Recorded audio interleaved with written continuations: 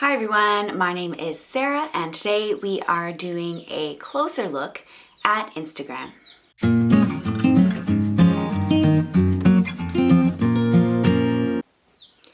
As I said, my name is Sarah and today we're doing a closer look at Instagram. I have a bit of a noisy room today, and if you hang on until the end of the video, you'll meet a couple of chicks that I have to share this room with now. So as I said, we're doing a closer look at Instagram today. Our last video, we looked at how to download the Instagram app. We looked at how to upload your first photo, add a filter, and then we talked a little bit about hashtags. So if you missed that video and you're just starting out on Instagram, you can find that in our channel, and I'll also leave a link below in the description for that. So today we're going to look at how to edit your photos. So if you find that the filter just isn't getting your photo to where you want it to be, you can actually go in with quite a few tools that Instagram provides to edit your photo further. We'll also be looking at some tips and tricks for using Instagram if you're using it for your business or for your organization. So let's get started. So let's start by looking at how to edit your photos. The first thing that we're going to do is go to the plus sign at the bottom of the screen, and then we can select our photo. When we have our photo selected and in the place that we want it, we can go to Next. Now last time we looked at filters. All your filters are here, and it is the first option you get. If you tap on the filter that you've selected a second time, you get this slider and you can choose how much or how little of the filter is applied. A lot of the filters also have this option of adding a frame.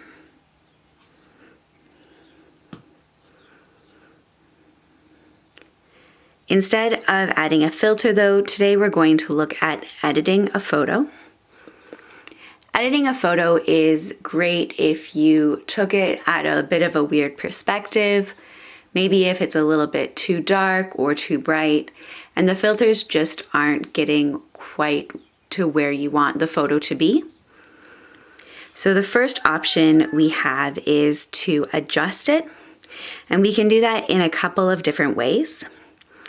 And to adjust it, we just need to pull this over one way or the other. You always have this option of saying cancel or done at the end. So I think that's good enough for now, and I'm going to say done. You also have an option for brightness, and this is another slider, so you can make it less bright or you can make it more bright, depending on how you want your photo to look. You have the option for contrast, structure, warmth, saturation, so you can make it more black and white or have vivider colors. And then we have the option for shadows and highlights under color. So you can choose to tint either the shadows or the highlights, one of these colors here. So if I'm with the shadows, I can make them kind of look more of a blue color. And I can go over to highlights and choose another color.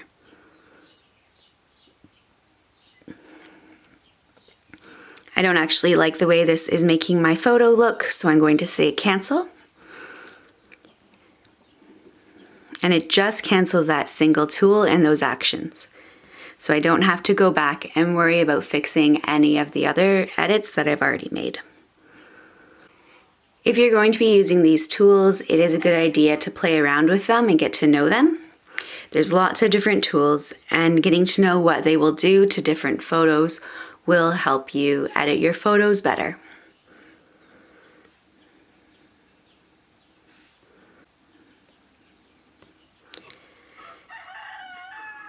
and then you can tilt the shift. So what this tool gives you is the option of a radial or linear shift in the perspective of the photo. So it will focus in on something and you can move it around. You can also make it smaller or bigger by pinching your fingers. So if I wanted it to focus on the rooster, I could choose that, and then you see the sharpness is on the rooster and the other chickens are a little more fuzzy. I can also choose a linear shift and I can expand that. I can move it around to whatever angle I want to, or I can make it as small or big as I choose. For this, it makes more sense to do a radial shift, so I'm going to go ahead and do that.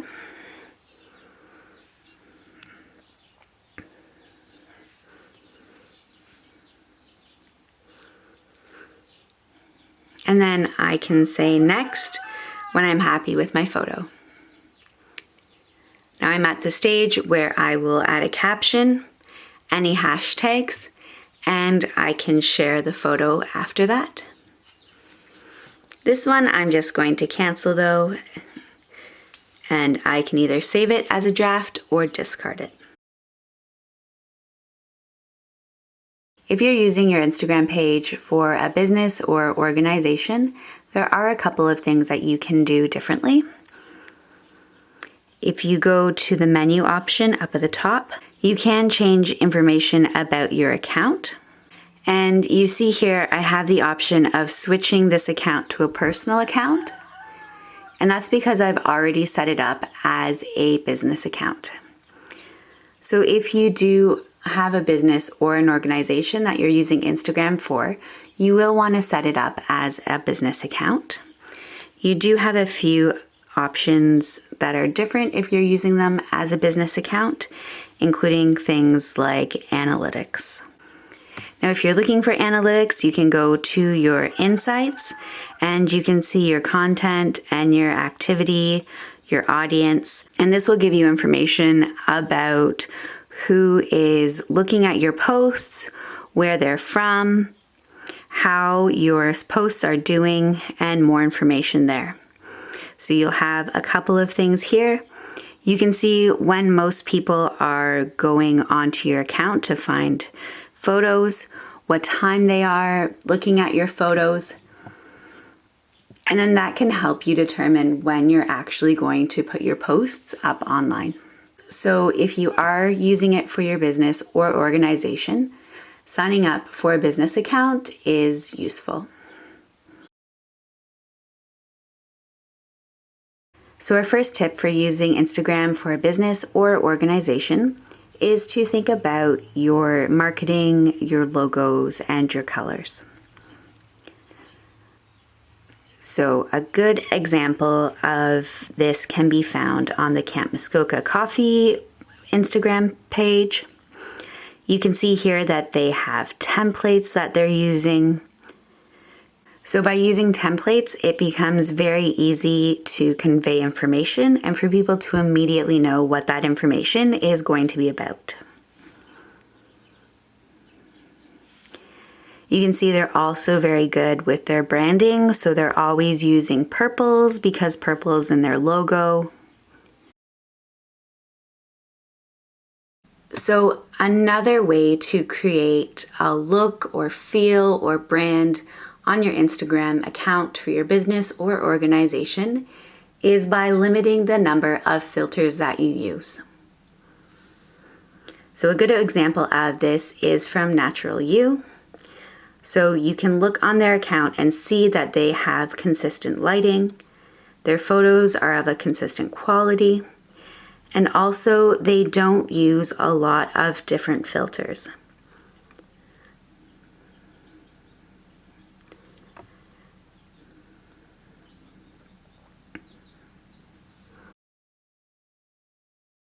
Now, one more tip is to find good tools to use for your social media account. There are all different kinds of tools that you can use to create your account and really make it special. Depending on what you want your account to do, you're going to use different kinds of tools. One tool is what this social media account has used, and you can see that instead of separate photos, all of their photos have joined together to kind of create one consistent, cohesive look or image. Another tool that a lot of people use is Canva.